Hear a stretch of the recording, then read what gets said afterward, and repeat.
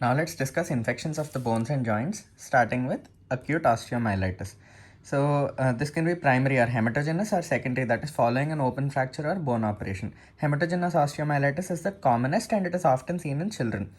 So relevant anatomy. So when you look at the metaphysis of long bones, it is highly vascular.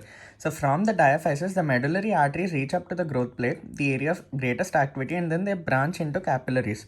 The venous system begins in this area and drains towards the epiphysis. So the vessels in this zone, they are arranged in the form of hairpin loops. Okay, so the blood stasis resulting in from such an arrangement is responsible for the metaphysis being a favorite site for the bacteria to settle, and thus a common site for osteomyelitis in the metaphysis. Okay, so in most joints, the capsule is attached at the junction of the epiphysis with the metaphysis. That is, the metaphysis is extra-articular. Okay, as you can see here. In some joints, it is intra-articular, so the infection from metaphysis can spread to the joint, resulting in pyogenic arthritis. So etiology, again, Staph aureus is the commonest organism. Others are Streptococcus and Pneumococcus. So again, these organisms reach the bone via the blood circulation. The bacteria, as they pass through the bone, get lodged in the metaphysis. So lower femoral metaphysis is the commonest site. The other sites are upper tibial, upper femoral, upper humeral metaphysis. Pathology. The host bone initiates an inflammatory reaction in response to the bacteria. This results in bone destruction and production of pus. Okay, so inflammatory exudate and cells. So once sufficient pus forms in the medullary cavity, it spreads in the following direction. So first, it spreads along the medullary cavity. So the pus trickles along the medullary cavity and causes thrombosis of the venous and arterial medullary vessels. So blood supply to this part of the bone is cut off. Then it can trickle out of the cortex. So we talked about it going along the medulla, it can go out of the cortex. Okay, so it travels along the Volkmann's canals and lies subperiosteally. The periosteum is thus lifted off the underlying bone, resulting in damage to the periosteal blood supply to that part of the bone. A segment of bone is thus avascular. It is a sequestrum. Okay, so dimensions of the segment vary from a small invisible piece to a whole diaphysis of the bone. Pus under the periosteum, it generates subperiosteal new bone. Okay, periosteal reaction. Eventually, the periosteum is perforated, leading the pus out to drain into the muscle or the subcutaneous plane, where you can feel it as an abscess. If the abscess is unattended, it bursts out of the skin, forming a discharging sinus. In other directions, sometimes the epiphyseal plate is resistant to the spread of pus. It may be affected by the inflammatory processes, and the capsular attachment at the epiphysis-metaphysis junction, it prevents the pus from entering the nearby point. When there is an intra-articular metaphysis, it can cause pyogenic arthritis, like in the hip, the shoulder, etc. Diagnosis. It is basically clinical. Okay, it is a disease of childhood, mostly in boys because they're more prone to injury, they play more and all. So presenting complaints. The child presents with acute onset of pain and swelling at the end of a bone, associated with systemic features of infection like fever. Okay, so parents often, they say it is because of injury, and you also treat it as an injury. But then you'll apply a cast, you'll remove the cast, and you'll find out, oh, pus is there, so it could have been it is osteomyelitis. Okay, so the child is febrile, dehydrated, classic signs of inflammation like redness, heat, etc., which are localized to the metaphyseal area of the bone. You can find an abscess in later stages. Okay, and then investigations of blood, you'll see leukocytosis and elevated ESR-CRP, inflammatory markers. And then X-rays, the earliest sign to appear is periosteal new bone deposition at the metaphysis. MRA, again, it is the investigation of choice, especially in doubtful diagnosis cases. So it shows bone edema, bone destruction, soft tissue edema, and pus. Okay, so differential diagnosis, again, you consider acute septic arthritis.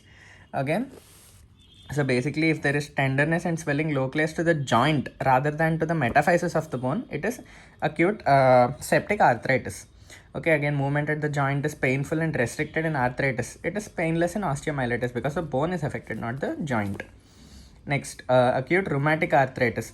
So there is fleeting character of joint pains, elevated ASLO titers, high CRP, etc. Scurvy, it is uncommon these days, but it is considered in the differential diagnosis of acute osteomyelitis because there are subperiosteal hematomas in scurvy and they mimic acute osteomyelitis radiologically. But however, in scurvy, there is relative absence of pain, tenderness, fever, etc. And acute polio also, you can find fever and the muscles are tender. It mimics acute osteomyelitis, but there is absence of bone tenderness in polio. Again, so basically treatment, if the child is brought within 48 hours of the onset of symptoms, so you suppose that the pus has not yet formed and inflammatory process can thus be halted by giving systemic antibiotics. So you'll tell the child to rest, you'll give antibiotics and put the patient to rest in a splint or by traction. You'll give broad spectrum antibiotics. So if the child is less than 4 months of age, you'll give ceftriaxone and vancomycin. Older children, you'll give ceftriaxone and cloxacillin. Again, you start antibiotics after getting a culture sensitivity of the blood and synovial fluid. Then you also rehydrate the child with IV fluids. And again, as the child improves, after 2 weeks, the antibiotics, they can be administered by oral route. Okay, you are giving ceftriaxone and vancomycin parenterally by IV or something. But now, after 2 weeks, you can shift it to the oral route for a total period of 6 weeks. If the patient does not respond favorably within 48 hours of starting the treatment, you have to go for an MRI and surgical intervention.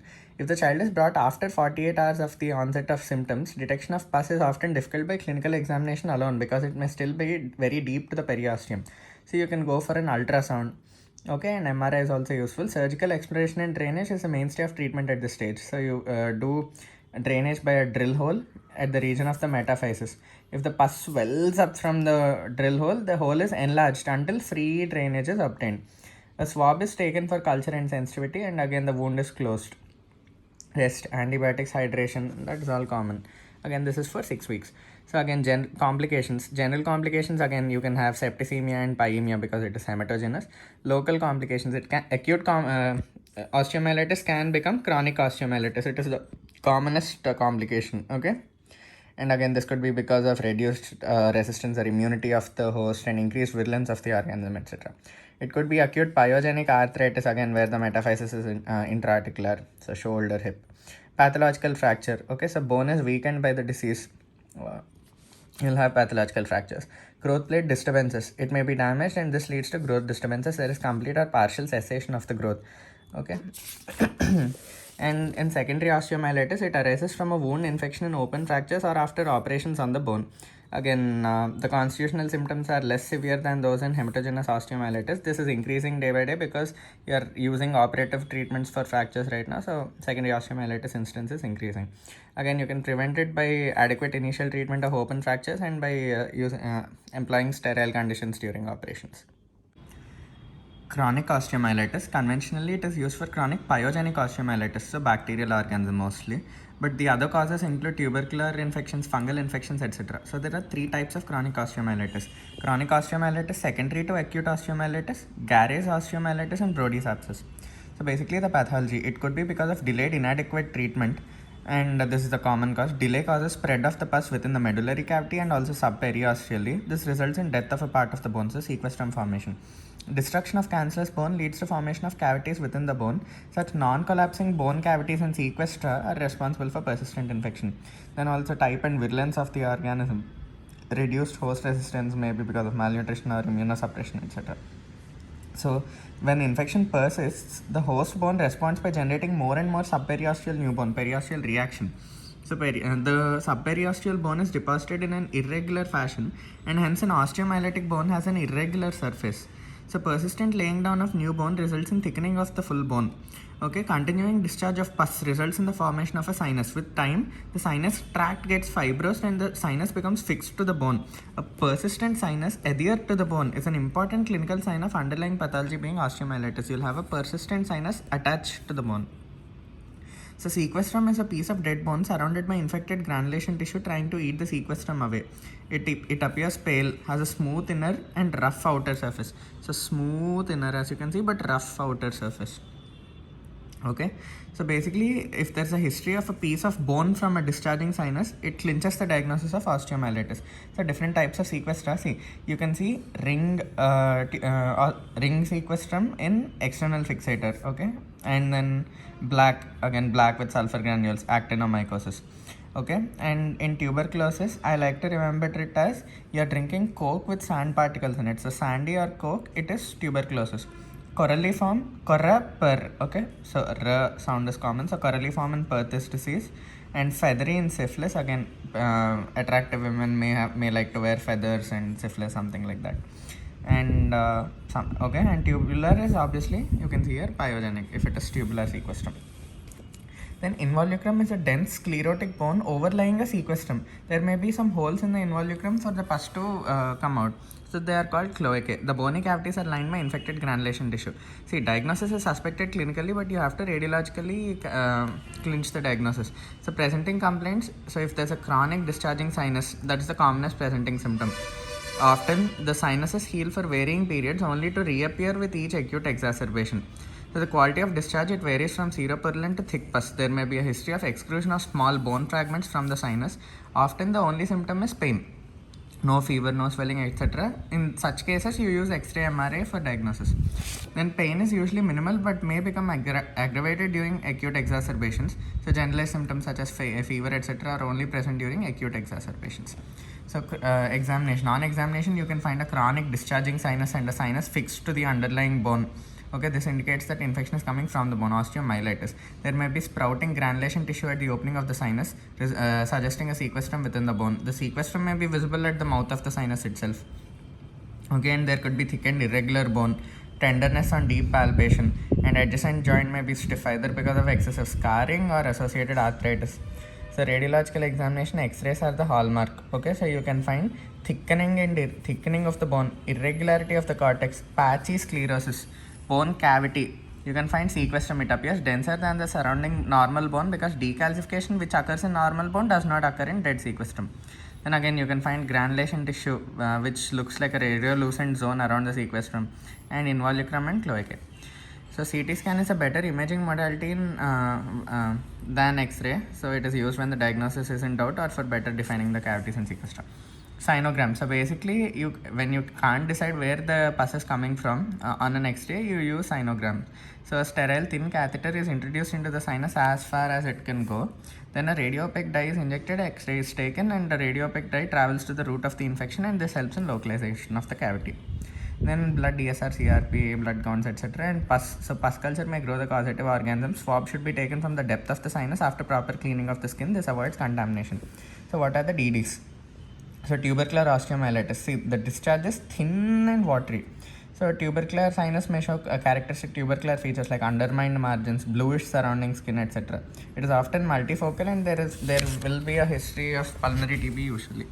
Soft tissue infection. So a long-standing soft tissue infection with a discharging sinus may mimic osteomyelitis. Okay, so you can see that the sinus is not fixed to the bone. There is no thickening of the underlying bone, all that, as in osteomyelitis. Then Ewing sarcoma. So there is a rather sudden onset of pain and fever and swelling, mostly in the diaphysis, but sometimes in the epiphysis. So again, periosteal reaction, thickening of bone, it resembles that of osteomyelitis because you will find onion peel appearance of laying down of the bone. So needle biopsy will usually settle the diagnosis.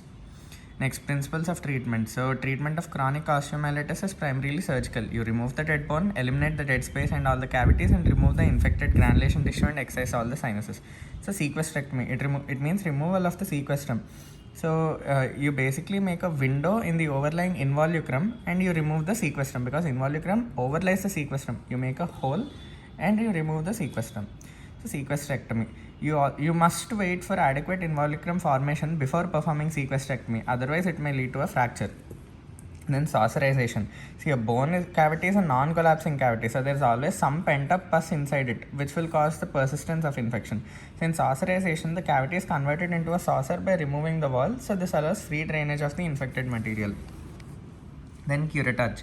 The wall of the cavity is curated until the normal looking bone is seen. The cavity is sometimes obliterated by filling it with antibiotic impregnated cement beads or mobilizing a muscle flap to obliterate the dead space. Then excision of an infected bone, it can be removed en bloc. And amputation, it is done in very rare cases and very severe cases, especially if the sinus undergoes a malignant change. So after surgery, the wound is closed over a continuous suction irrigation system, as you can see here. So irrigation, suction.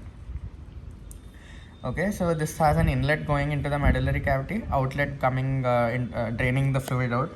So a slow suction is applied to the outlet tube. The irrigation fluid consists of antibiotics and a detergent.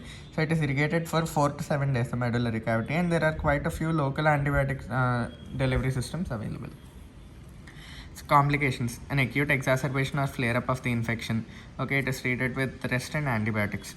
Then growth abnormalities. Osteomyelitis may cause growth disturbances at the growth plate. So this can cause shortening when the growth plate is damaged, lengthening because of increased vascularity, deformities. Again, if one part of the growth plate is damaged and remaining keeps growing. Pathological fractures, joint stiffness, again because of scarring of the tissues because of inflammation and infection. Sinus tract malignancy, it is usually a squamous cell carcinoma, amputation you go for that. And amyloidosis, long-standing complication. Then Gary's osteomyelitis, it is a sclerosing non-suppurative chronic osteomyelitis. It begins with acute local pain, low-grade pyrexia and swelling. Okay, so pyrexia and pain, so fever and pain will subside, but the fusiform osseous enlargement, it persists. So there is tenderness on deep palpation. There is no discharging sinus. So shafts of the femur or tibia are most commonly affected. There is no discharging sinus, but there is tenderness. Pain and fever may subside, but swelling will persist. So you'll have swelling, tender swelling. That's it. So importance of Gary's osteomyelitis lies in differentiating it from bone tumors like Ewing's sarcoma or low-grade osteosarcoma. So you'll use CT. Treatment is guarded, so you'll give antibiotics and you'll sometimes make gutter or holes in the bone to bring relief of pain. So, Brody's abscess is a special type of osteomyelitis in which the body's defense mechanisms are able to contain the infection so as to create a chronic bone abscess containing pus or jelly-like granulation tissue surrounded by a sclerosis zone. So, clinical features, again, patient is usually a child or a teenager, so 11 to 20 years of age. Common sites are upper end of tibia and lower end of femur. So, it is usually located at the metaphyseal region, okay. So a deep boring pain is a predominant symptom. It may become worse at night. Okay, in some cases it becomes worse on walking, relieved by rest. Occasionally there may be a transient effusion in the adjacent joint during exacerbation of the symptoms, and there is tenderness and thickening of the bone. So you will see a circular or oval lucent area surrounding that. You will see a zone of sclerosis on X-ray. Okay, it is diagnostic. CT may be required. Treatment is by operation. So you will do surgical evacuation and curettage under antibiotic cover, and if it is large, you will pack it with antibiotic laden bone cement beads. So again, Salmonella osteomyelitis. So this occurs in the convalescent phase after an attack of typhoid fever, more common in children with sickle cell anemia. So it is subacute type of osteomyelitis. It occurs in the ulna, tibia, vertebra, etc. So multiple bones are affected, ulna, tibia, vertebra, and sometimes bilaterally symmetrical. So there is diaphyseal sclerosis, that is important. So Salmonella, sickle cell, sclerosis. So next letter is C. So after that D in the diaphysis. Moving on to septic arthritis, it is an arthritis caused by pyogenic organisms. So it presents as acute painful arthritis, but it may be subacute or chronic as well. So etiopathogenesis, it is more common in children, males, okay, poor hygiene, poor resistance, all of them are risk factors. So Staph aureus is the most common organism, and Streptococcus, pneumococcus, gonococcus, they are also common. Hematogenous is the commonest route, and it could spread from pyoderma, throat infection, septicemia, etc. So it can also be secondary to nearby osteomyelitis, so penetrating wounds at the knee, etc., because it's a superficial joint, iatrogenic injury because of steroid injections, and also umbilical cord sepsis in infants. There begins an inflammatory process in the synovium, resulting in exudation of fluid within the joint. Joint cartilage is destroyed by this inflammatory granulation tissue, and lysosomal enzymes in the joint will become exudates. So outcome varies from complete healing to total destruction of the joint. So if there is destruction, there is complete loss of joint movement, so ankylosis. Diagnosis is mainly clinical. The patient is usually a child, and the knee is the commonest joint affected. Presenting complaints, there is severe pain, swelling, redness, okay, high-grade fever, local rise of temperature, child is unable to use the affected limb, and parents may notice that the child is not allowing anybody to touch the joint, okay. So again, in the lower limbs, a painful limp may be the first thing to draw attention. So on examination, child is severely toxic, high temperature, tachycardia, joint is swollen, held in the position of ease. So remember, in all joints, it is flexion, the position of ease. In shoulder, it is adduction and internal rotation, and in the hip, it is external rotation and abduction, okay. It is opposite. So elbow, again, flexion and mid pronation, okay, like this. Next, wrist is flexion, okay, because then if you are extending, it will be taut. Flexion, it will relax. And hip, again, knee flexion, ankle plantar flexion, okay. Ankle, you need to remember, it is plantar flexion. So then the joint is in the position of ease. Palpation reveals increased local rise of temperature, tenderness, effusion. There is severe limitation in the joint movements in all directions, okay. So radiological examination. So ultrasound is useful in detecting a collection in the deep joints, and in the later stage the joint space is narrowed, so you can aspirate the fluid and send it for culture sensitivity. So blood shows neutrophilic leukocytosis, ESR is elevated, blood culture again. So joint aspiration is the quickest and best method of diagnosing septic arthritis. So you can do gram staining. So this is synovial fluid examination. See, remember that in non-inflammatory think of gout, okay? And inflammatory you can think of a mild infection. Septic you can think of severe infection. See, volume is increased in all three conditions. Viscosity is high because of calcium crystals and all that in gout. It is low in inflammatory and it is variable in septic, okay? Then, so color is straw yellow here. Yellow, as you remember, if you remember in the sputum of TB patients also, you take it from the yellow part for the smear, okay, because a lot of inflammation is there. So inflammation yellow. Then variable septic, okay. So again clarity, it is transparent and non-inflammatory, opaque in septic, and middle, so translucent and inflammatory. WBC count, it is elevated in all three conditions, but you'll see more elevation in the inflammatory and most in septic. And PMNL leukocytes, again leukocytes are there in non-inflammatory, neutrophils, okay, PMNLs. And culture will show positivity in inflammatory and septic. Again, you might find some mucin clots here. So glucose level, see, glucose level is decreased in inflammatory conditions, okay. And again, glucose level may be friable or something like that in septic as well, okay. Crystal examination, you'll find it positive in pseudogout and gout, etc. Well, it's a DDs. You can have acute other inflammatory conditions like near a joint, you can have osteomyelitis, or if it's the hip, you can think of any lymphadenitis and acute bursitis as well. Okay, you need to remember that in these conditions, there is the movement of the movement in all directions is not limited, but in septic arthritis, movement in all directions at the joint is limited. And other causes include rheumatic arthritis and hemophilia, there is hemarthrosis, and tubercular arthritis. So treatment in the early stage, before any signs of joint destruction appear on an X-ray, you need to diagnose it correctly. Whenever suspected, you have to confirm it or rule it out by joint aspiration. Give broad-spectrum antibiotics by parenteral routes of ceftriaxone and cloxacillin. After antibiotic sensitivity report, you can change the antibiotics. Then whenever pus is aspirated, the joint should be opened up, arthrotomy. Then it should be washed and closed with a suction drain. Same can now be done arthroscopically. Then in late cases, so after an arthrotomy and extensive debridement, you have to immobilize the joint in the position of optimum function so that as the disease heals, ankylosis occurs in the optimum position. So complications, there may be deformity and stiffness. So the joint gets stiff due to intra-articular and peri-articular adhesions. Okay, the articular cartilage may be completely damaged, resulting in ankylosis. Bony ankylosis is the usual outcome. Then you can have pathological dislocation of the structures, and you can have osteoarthritis as well. Then you have something called septic arthritis in infancy. It is called Tom Smith arthritis. It is a septic arthritis of the hip seen in infants. So at this age, the head of the femur is still cartilaginous, and it rapidly and completely it is destroyed by the pyogenic process. So the onset is acute with rapid abscess formation. So it may burst out or be incised and heals quickly. It is mistaken for a superficial infection, and the child will present with a limp without any pain, and he'll have an unstable gait. The affected leg is shorter. The hip movements are increased in all directions, and telescopy test is positive. And on X-ray, you'll find complete absence of the head and neck of femur. So it closely resembles CDH. So complete absence of the head and neck, and normally developed acetabulum differentiated from CDH. In CDH, the acetabulum is shallow. Then gonococcal arthritis. So as a rule, the inflammation is confined to the subsynovial layers. So the fluid is very purulent. The granulation tissue still does not invade the joint. Okay.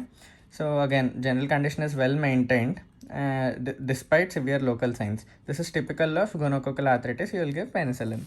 Syphilis, again, during infancy, osteochondritis in the juxta-epiphyseal region results in breakdown of the bone and cartilage. So congenital syphilis, you will have late manifestation, Clutton's joints. It's a painful synovitis occurring at puberty, affecting the knee, elbow commonly, most bilaterally. And acquired syphilis, you can have transient polyarthritis, polyarthralgia in the secondary stage. You can have gummatous arthritis. You can have neuropathic joints or Charcot's joints. Okay. And fungal infections, you can have Madura foot or Madura mycosis. So it starts as a nodular swelling over the dorsum or sole of the foot. Nodule bursts and discharges thin pus. Okay, you'll have discharging sinuses. So pain is not a prominent feature. So the pus has granules, microscopic black sulfur granules, and X-ray shows soft tissue swelling around the foot bones. So again, treatment is with penicillin or dapsone. Leprosy, again, you can look at this vicious cycle. So basically, there is nerve involvement, anesthesia, and injury and bruises. They can't heal because of nerve injury. So there is ulcer formation. Also, because of nerve involvement, there is dryness of skin because of autonomic loss, fissures in the skin, ulceration. So ulceration again leads to secondary infection, chronic osteomyelitis, so ulcer or mutilation. Ulceration again leads to deformity. So paralysis, also motor loss because of nerve involvement. So sensory loss, autonomic loss, and motor loss, disuse atrophy, contractures, and deformity. And paralysis, again, you'll have that as a manifestation. So this cycle you can draw. So basically, deformities in the hand, you can have a partial claw hand and ulnar nerve palsy, total claw hand in both ulnar and medial nerve palsy, ape thumb deformity in median nerve palsy, and wrist drop in radial nerve palsy. So foot drop, common peroneal nerve palsy. So it is easily preventable. So firstly, by early detection and diagnosis, treatment, etc. And you can use conservative treatment like splints, exercises, and other physiotherapy measures. In some cases, surgical correction of the deformity is required. Motor weakness and muscle atrophy. So for claw hand, you can use Paul Brand's multi-tail tendon transfer. Paul Brand's multi-tail tendon transfer for claw hand. Opponent's weakness, you can do an opponent's plasty. So you'll take the flexor digitorum superficialis tendon of the ring finger. You'll pass it through a tunnel created by the flexor carpi ulnaris tendon. Okay, like this, and you'll attach it onto the thumb. Okay, and then for wrist drop, you'll do Jones transfer. Okay, and then for foot drop, you will transfer the tibialis posterior tendon onto the dorsum of the foot. So trophic ulcers, they are found at anesthetic sites. Okay, they are precipitated by recurring injury or pressure, etc. So causes are mechanical, thermal, etc. So common sites are heads of first and fifth metatarsals, heels, terminal phalanges, etc. So this leads to injury, and then ulcer formation. This can get infected. So because chronicity, again, you can have impeded vascular supply, repeated trauma, superadded infection. So you can eliminate the stress caused by walking by resting the foot and using plaster cast, eradication of infection by debridement, sequestrectomy, securing free drainage, antibiotics, and occlusive dressings. And plastic surgery procedures to cover a large ulcer, amputation may sometimes be required, and prevention of recurrences by taking good care of the part and using proper MCR footwear, etc. And mutilations, they result from recurrent trophic ulcers, sequestration, and decalcification of bones. Okay, this is because of neglect. So leprosy, again, it can result in acute or chronic neuritis. There is pain along the course of the nerve and later neurological symptoms. So acute stage, you'll give anti-leprosy drugs. So some surgeons, they prefer local or systemic corticosteroids as well. In chronic cases, there is diffuse thickening of the nerves. Okay, so indications for surgical intervention include any abscess inside the nerve. You need to drain it. So intractable pain in a person whom the paralysis is already present, and neurolysis has been attempted in these cases, and as no further harm can be done.